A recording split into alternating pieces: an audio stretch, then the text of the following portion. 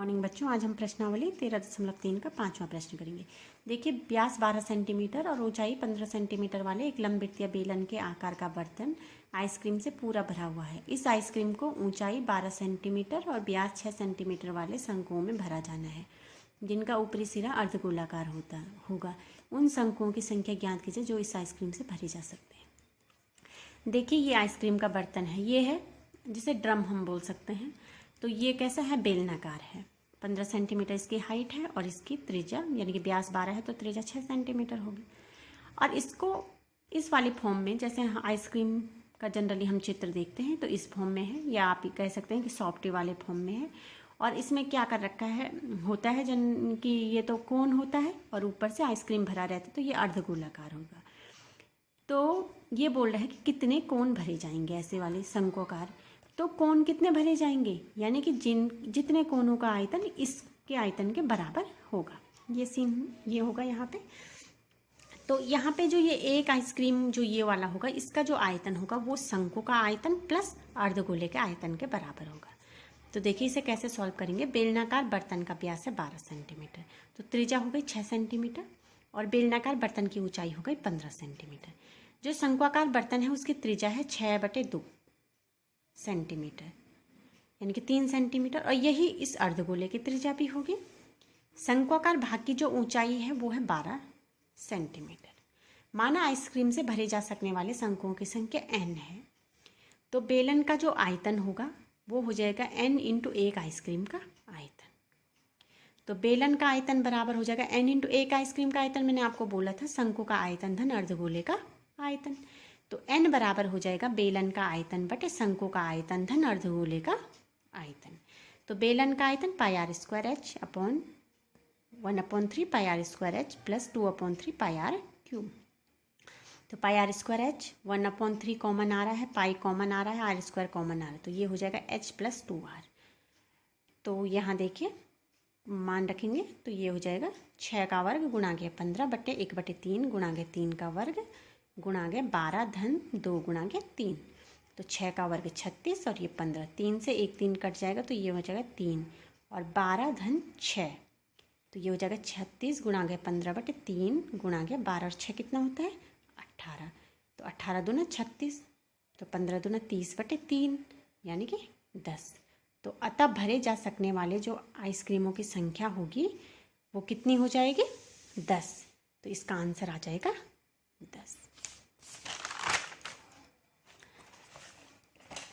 इसके बाद 6वां प्रश्न है। बीमाओं 5.5 सेंटीमीटर गुणा 10 सेंटीमीटर गुणा 3.5 सेंटीमीटर वाला एक घनाभ बनाने के लिए 1.75 सेंटीमीटर व्यास और 2 मिमी मोटाई वाले कितने चांदी के सिक्कों को पिघलाना पड़ेगा। देखिए, सबसे पहले तो ये देखिए, ये घनाभ की लंबाई है, ये चौड़ाई है, ये ऊंचाई है। दूसरा, जो चांदी का सिक्का होगा, चांदी के सिक्के को हम वृत्त नहीं भूलेंगे, वो एक बेलनाकार होगा क्योंकि उसमें मोटाई भी है। जो उसकी मोटाई है उसको हम उसकी ऊंचाई भी मान सकते हैं, और जो वो ये व्यास की बात हो रही है वो बेलन के सिरा हो सकता है, जो वृत्ताकार सिरे होते हैं बेलन के। ठीक है, तो देखिए इसको हम कैसे करेंगे, क्योंकि उसमें मोटाई है ना, तो वो वृत्त नहीं है और पूरा 3 डायमेंशनल है, गोला वाला सीन भी उसमें नहीं है, इसलिए वो होगा बेलन। सिक्का जो होगा चांदी का वो बेलनाकार होगा। तो सिक्के का व्यास है 1.75 सेंटीमीटर, त्रिज्या हो जाएगी 1.75/2 सेंटीमीटर। घनाभ की बीमाई यानी कि L × B × H है 5.5 सेंटीमीटर गुणा 10 सेंटीमीटर गुणा 3.5 सेंटीमीटर। सिक्के की मोटाई या ऊंचाई बराबर है 2 मिमी, तो 2 मिमी यानी कि 2/10 सेंटीमीटर या 1/5 सेंटीमीटर। माना चांदी के सिक्कों की संख्या है n, तो इसका मतलब है कि जो n चांदी के सिक्कों का आयतन होगा वो घनाभ के आयतन के बराबर होगा। वही तो यहाँ पे मीनिंग है कि इन सिक्कों को पिघला के घनाभ बनाना है, यानी कि दोनों का आयतन क्या होना चाहिए? बराबर होना चाहिए।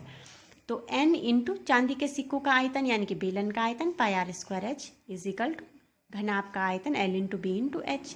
तो n is equal to L × B × H upon πr² h। तो मान रखेंगे तो 5.5 गुणा 10 गुणा 3.5 बटे 22/7 गुणा 1.75/2 गुणा 1.75/2 गुणा 1/5। अब इनको सरल करेंगे तो ये हो जाएगा 55/10 गुणा 10 गुणा 35/10, 22/7, ये हो जाएगा 175/2 गुणा 100, ये हो जाएगा 175/2 गुणा 100 और ये हो जाएगा गुणा के 1/5।